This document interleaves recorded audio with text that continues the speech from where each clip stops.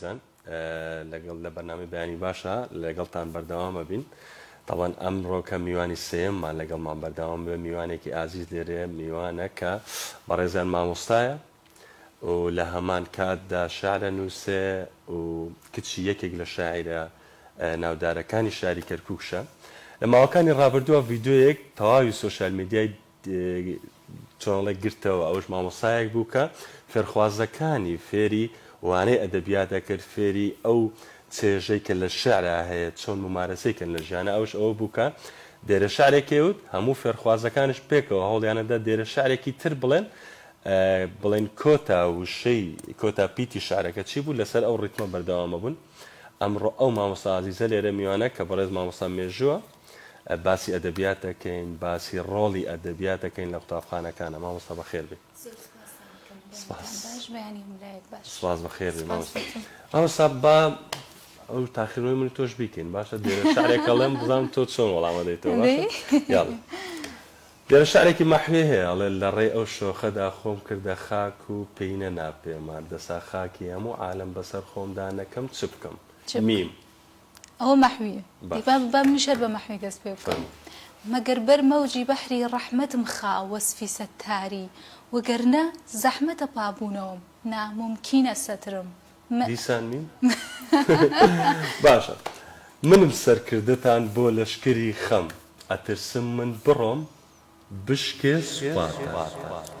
هیچەیە نالیە نون نەکەی هەرگیز نەمامی گوڵ ببێتە سێبەر و سایەت بەنینۆ گەربژاری کەی بە پوڵی بەرهەموو مایەت ئەوی بۆنی وەفا و عەهدە بە هیچ جۆرێ لەگەڵ نایەت تۆش قسەی بکاکە دەردانشیتە سێوانەکەی من خۆ تاخەمە ئەو پێش بڕکێوە چکە مامۆسایەکی ئەدەب نووسەرەکەم لەگەڵدایە نابێ خۆم خەمە دام بەگەڕۆن تا دەیت بزانم هەردووکتان بەردەوامی پێدەین لە دوای بەرنامەکە وەرگرین سێرم با لەگەڵ مامۆستاجان بەخێر بێت. زۆر سپاس دەکەم. مامۆستا گرنگی و ڕۆڵی ئەدەب چییە لە قوتابخانەکانە و لە بواری پەروەردەیە بڵێین؟ ئەدەبیات هەمیشە بۆ ئێمە پەروەردەیە بەڕاستی بەڵام وەکو دۆخی ئەدەبیات لە قوتابخانەکانە لێت ناشارمەوە زۆر خراپە بەتایبەت لە کەرکووک چونکە مامۆستا زیاتر گرنگی بە ڕێزمانەدا بەداخەوە نەک بەداخەوە خۆزگە ئەخوازم کە ئەوەندەی کە گرنگی بە ڕێزمانە درێ بە بابەتی ئەدەبیش بدرێ ناڵم ڕێزمان وەلا بنرێ بەڵام بۆ نمونە ئێمە شاعیرێک وەرەگرین لە قوتابخانەکانە زۆر مامۆستا هەیە بۆ نمونە نالی یەکسەر ئەڵێ دەی هەستە تۆ نالی ناوی چییە دوو دێڕ لە هۆنراوەکەیم بۆ بڵێ و کۆتایی بەش دەرسەکە ئاهێنێ ینی بە کەمترین ماوە دەرسی ئەدەب تەواوە بێت. ئەم خوێندکارە بە ترس و لەرزەوە هەڵ ئەسێت نالی ساڵی ئەوەندە و ئەوەندە لەدایک بوو و ناوی تەواوی ئەو هایە و مەلاخدرە و تەواوی تر هیچی هەر ئەو چەند دقەیە ئەو نیم سەعاتەی کە لە قوتابخانەیە کە لە ناو پۆلایە کە لە دەرسەکەیە بیری ئەمێنێ کە ئەچێتە دەرەوە ئەسڵەن نازانێت ئیتر نالی چییە هۆنراوەکەی بیر ئەمێنێتەوە تەنانەت بۆ تاقیکردنەوە کرد تەنانەت کە قوتابخانە تەواوە دەرئەچێت لە زانکۆش نازانێ نالی کێیە بۆ لەبەر ئەوەی کە ئێمە ئەو ڕوحیەتەمان لە لای خوێندکار لە لای مناڵەکانمان هەرزەکارەکانمان گەنجەکانمان دروست نەکردووە کە نالی بناسێ بە تەواوی بزانێن نالی چی کردووە بۆ ئەدەبیاتی کوڕی نەک نالیە من نالی بە نمونە هەموو شاعیر و نووسەرەکانی ترمان وامان نەکردووە کە بە تەواوی بیناسێت لە لای خۆشەویست بێت خۆی هەوڵ بدا هونراوەکانی لە بەرکان یان لی تێبگات یان لێکۆڵینەوەی لەسەر کات ئەو ڕوحیەتە بەداخەوە دروستمان نەکردووە لە لای خوێندکار بۆ یەک دۆخی ئەدەبیات خراپە لە قوتابخانەکان. مێژوو خان با سەبارەت بۆ بابەتە پرسیارێ بکەم لە سەدەکانی ڕابردوودا شاعیران ئەو شاعیرانی کە تا ئێستا زیندوو لە ناو ئێمەدا لە حوجرەکانی مزگەوتدا فێری چنینەوەی وشەی شعر و بەکارهێنانی کێشی ئەرزوی عەرەبی و کێشی چوارینە ئەو بابەتانە بن بەڵام لەگەڵ پێشکەوتنی بابەتە مۆدرنەکە و زۆربوونی زۆنی ڕۆشنبیری و زۆربوونی وشەسازیدا بەڵام تۆ ئاماژەت بۆ کرد کە دۆخی ئەدەبیات لە کەوتنایە لە شەلەلبوونە کێ بەرپرسە لەم بابەتە ئایا دایک و باوکی ئێمەنە و کەسان کە دەسا دەست ئەدەبیان بۆ ئێمە گواستوتەوە یاخۆت خۆمانین ئاور لە ئەدەبی کوردی نادەینەوە بە پلەی یەکەم خێزان دایک و باوک تاوانباری سەرێکیە چونکە ئەم مناڵە کە دێتە دنیاوە کە چاو ئەکاتەوە کتێبێک نابینێ لە ماڵی خۆیانە یعنی ئێستا من کە من گەورە کراوم پەروەردە کراوم لەو ئەوەتەی خۆم ئەناسمەوە کتێبخانەیەکی گەورە لە ماڵەکەمانە هەیە ینی ئەو میوانانەی کە هاتوونە بۆ ماڵی ئێمە نووسەر و شاعیر و ئەدیب و یان خوێندکار بۆ بکە هاتووە بۆ سەرچاوە بە دوای بۆ ماستەر یان بۆ توێژینەوەی لە زانکۆکەیە ینی من ئەوەتەی خۆم ئەناسمەوە لە مناڵیەوە من ئەمە هەبووە لە ماڵەکەمە لەبەر ئەوە ئەو ڕوحیەتە لە لای من دروست بووە ئەگەر باوکیشم پێم نەڵێت خێزانەکەشم پێم نەڵێ کتێب بخوێنەرەوە ئەو ژینگەی بۆ من ڕەخسانووە کە لە مەجالێکا دەست بەرم بۆ کتێبێک و دوان نووسیان هەتا ئیتر بووم بە خوێنەرێک لەبەرەوە بە پلەی یەکەم خێزان تاوانباری سەرێکیە جا تۆ ئەو ژینگەیە ئەبێ بۆ مناڵ بۆ هەرزەکار بۆ گەنج بڕەخسێنیت بەڕاستی ئەو ژینگەی کەوا کتێبخانەیە کە هەبێ لە ماڵەوە وای پەروەردەکەی کە کتێبی خۆش بوێ کە شعر بخوێنێتەوە کە لێکۆڵینەوە لەسەر لە دێڕە شعرەکان بکات خۆی لێکدانەوەی بۆ بکات ئێمە ئێستا بۆ نمونە مەلا عەبدولکەریمی مدەڕیس ڕاستە لێکۆڵینەوەی کردووە بۆ شعرە کلاسیکەکانمان بۆ نمونە چەندین لێکۆڵەری تری گەورەمان هەن بێجگە لە مدەڕیس بەڵام ئەتوانین ئێمە خۆمان لێکۆڵینەوەی ورتر جوانتر قۆڵتر بۆ دێڕە شعرەکان بکەین یعنی دێڕی وا هەیە لە کلاسیکە چەندین مانای هەیە لەوانەیە مدەڕیس یەک مانایەکی نووسیبێت تۆ توانی مانای تریشی لێ بدۆزیتەوە قسە لەسەر ئەو بابەتە هەیە مامۆستا مەسوود محەممەد کتێبێکی سەبارەت بۆ وەکو نەقد نا لە مامۆستا مدەڕیس و مەلا ئەحمەدی ئەوان کوڕەکانشی ئەڵێ هەمیشە ئەو لێکدانەوانەی کە ئەوان بۆ شارە کلاسیکەکانیان کردو هەستەکەم چۆتە قاڵبێکەوە ئێمە تەنها بەو لێکدانەوەی وەرگین ئەکرێ لێکدانەوەی ترش زۆر ڕاست ئەو بە پلەی یەکەم خێزان بە پلەی دووەم مامۆستا بەڕاستی مامۆستا ئەو ڕوحیەتەی دروست نەکردووە لە لای خوێندکار بۆیە تاوانباری سەرەکی خێزانە پاشان مامۆستاکانمان مامۆستا مێژوو لەسەر ئەو بابەتی مامۆستایە ئەزانین کە شەعر زانستی ئەدەبیات بەگشتی زۆرێک جیاواز لە زانستەکانی تر و لە فیزیا و کیمیا ئۆپیکاری دوڕەحیەتێکی تایە چێژی تایە وە کە مرۆڤ وابەستەی بێت بەڵام هەستەکەین لە قوتابخانەکانە وان ئەدەبیاتی کوردی وەکو زانستەکانی تری لێهاتووە بۆ شتێکی ڕۆتین یعنی شعرێک لەبەرەکەی وەکو هاوکێشێکی کیمیایە دوای ساڵەکە لەبیرتە چێتەوە باشە ئێمە چی نەک ئێمە مامۆستایان چی بکەن بەنمایی تۆ بە مامۆستایان ئەوەیە چی بکەن بۆ ئەوەی کە قوتابیەک بە چۆنەڵە بە خۆشەویستیەوە شارەکان لەبەر کە و دواترش بیرشی نەچێتەوە بیکاتە ڕێچکەیەک بۆ ژیانشی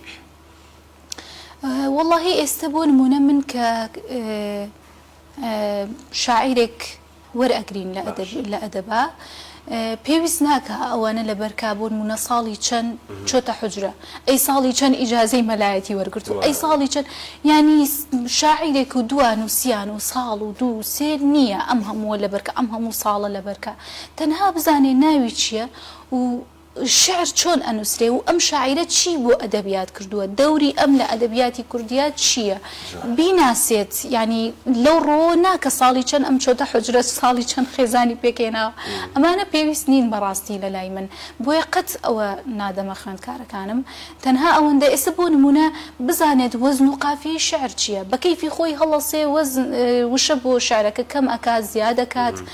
قافیەکەی ئەگۆڕێ هەندێک مامۆستا هەیە بێگا یعنی خۆشی وەزن و قافیە نازانێ هیچ ناڵێ خوێندکارەکە بە کەیفی خۆی وشە زیادەکە وشە کەمەکان نازانێ ئەم وەزنە کەم ئەکات زیادەکات ڕتمەکەی تێک ئەچێ قافیە تێک ئەچێ وەزن تێک ئەچێ هیچ ناڵێت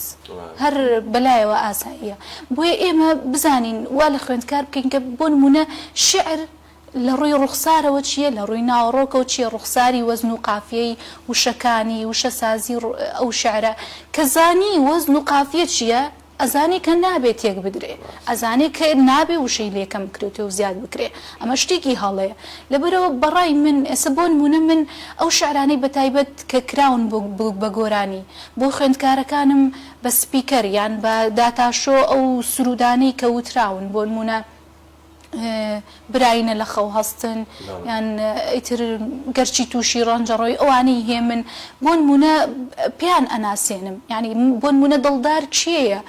تو ئەوەی کە ئەیڵیتەوە پێنجشەممان لە مەیدانی قوتابخانە ئەی ڕقیب هەر ماوە قەومی کورد زمان شعری چییە تۆ چەند ساڵە ئەیڵیتەوە نازانی شاری چییە ئەمانە ئەبێ بزانین پەروەردەیان کەین ئەم شاعیرانە ئەم نووسەرانە بزانن بیان ناسن و ئەدەبیات چییە ئەبێ بزانن بەڕاستی ئەو کەرەستانی کە پێویستن کە خوێندکار زیاتر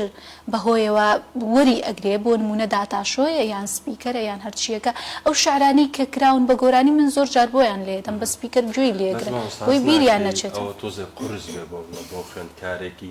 زانم پۆلی 5-6 ئامادەش کە بێ کێشی عروزی عربی 16 بەحر بزانێت چییە و بێ بڕگەی پەنجەی خۆماڵی بزانێت بەستم ئەوەی هەستەکەم ڕێگای تر لەوانەیە هەبێ بۆ منە لە ڕێگای ئەوانەی تۆ ئەو ڤیددیۆی کە بینیمە بێ شارەکەیان بۆ شی بکاتەوە یاخود جۆرێک لە هەماهەنگیە کە بێ ئەستەکەم ئەو ڕێگانە باشتر نیە بە بڕایەوە بۆ ئەوی خۆشەویستی بۆ وەزن و قافیە زۆر ئاسانە بە 5 قوڵەک دەتوانی فێر بیت بەڕاستی ینی بەڵام مەسلەی بەحر و ئەوانە ناوە بابەتی زانکۆیە لە ئاستی ئەوانە نییە من ئەوە ئەڵێم ئەوەیان فێرەکەم کە لە ئاستی ئەوانەیە بۆچی قورس بێت بۆ پۆلی 5 و 6 ئامادەی خۆ شاعیرەکانمان لە تەمەنی ئەوانە بوون کە شعریشان نووسیوە نەک هەرزانیان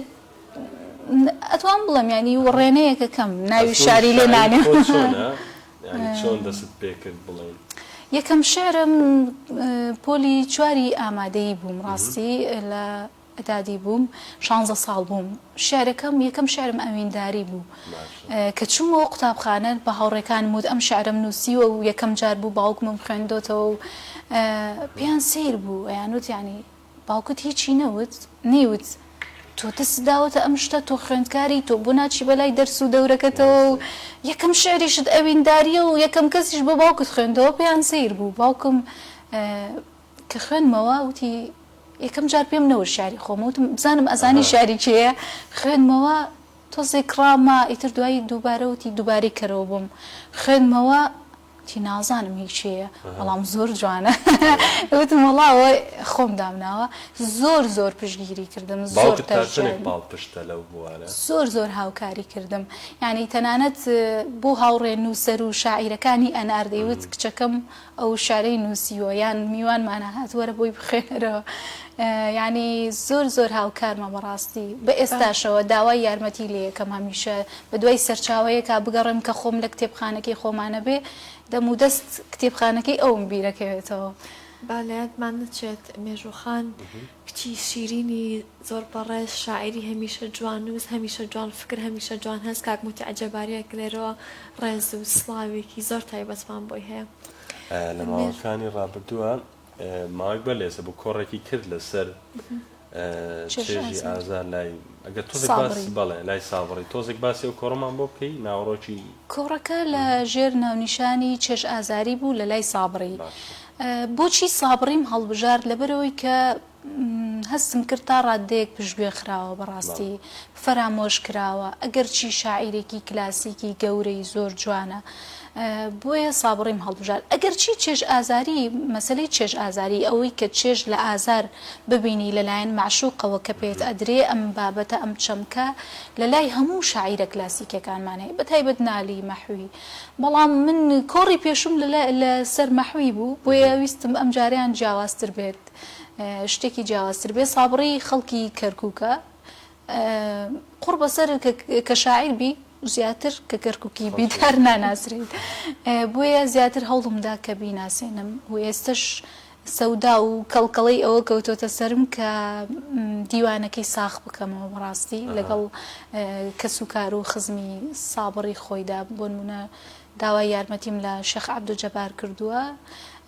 ئەتوانێ ئەو یارمەتی مامدا بۆی ساقیکەینەوە دیوانەکەی چونکە دیوانەکەی هەستەکەم کە هەڵی تایە لە چاپ نەکراوە لە 2008ەوە بۆیە ئینشاءالله ئەو کەڵکەڵەیە لە سەرمایە جارێ وردە وردە هەنگاوی بۆنێ پەیکەرێکەیە لای نەخۆشخانەی ئازادی ئەوە پەیکەری سابڕی شاعرە بەڵێ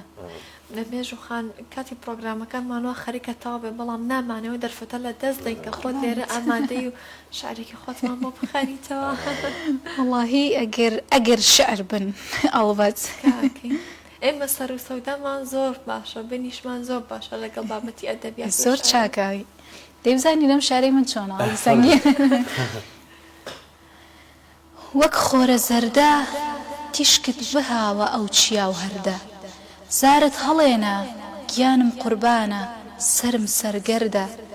هەرچیەک ئەڵێی ئەگەر دەرمانە یاخو دەردەردە هەرچی ئەفەرمووی بارانی فەڕی سەر شیناوەردە زارت هەڵێنە پەیوت داش سواری سەر تەختە نەردە هەرچۆن ئەوینت نەخشی سەردڵما هەر بەو پەیمانە گفتی شیرینت نەخشی سەربەردە زۆر سپاس دەکەم باسی خۆرەکە ئەو تینەم بۆ بەم زستانە زۆر خۆشحاڵ بین زۆر سپاس دەکەم زۆر پرسیاری ترش بوو بەڵام گوتم کاتەکە کۆتایی هات ئەگەر لە جا بە شوەیەکی ڕاستە و خۆ ئەوها کە ناتوانین لەو مووقیفە دەرچێت دەبێت بەڵاممان پێدات پرۆگرامێکی تر و تێرتە سەلتر بکەین ئینشاءڵڵا من لە خزمەتانە بۆنا بە هەموو هەر کات کە ئێوە ئارەزوەکەن تا و کاتی دڵتان ئارەزوەکە من لە خزمەتانە ئەگەر لە کۆتایە شتێکە بێ منە مانوت بێ وەڵڵاهی پەیامم ئەوەیە بۆ مامۆستایان بەتایبەت کە ئەو ڕوحیەتی خۆشویستنی ئەدەبیات و شعر لە لای خوێندکار دروست بکەن هەوڵدەن پەروەردەیان کەن لەسەر ئەو بنەمایە لەسەر خۆشویستنی هونەر ئەدەب بەڕاستی ئینسانی ئێمە ئینسانی کورد پێویستی بۆیە کە لەسەر ئەدەب و هونەر پەروەردە بکرێ هیوادارم پەروەردەکار بن نەک هەر تەنها نیو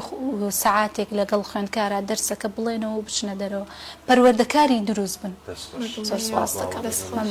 سپاسدانە بەڵێ ئازیزان و خۆشەویستان ئەوەی ئەمڕۆ بینیتان تەواوی بەرگە و بابەتەکانی بەیانی باش بوو تا ڕۆژێکی تر هەر شاد بن بێ بەڵاو بەڵاگردانی بن هەتا دیدارێکی تر بەخوادانە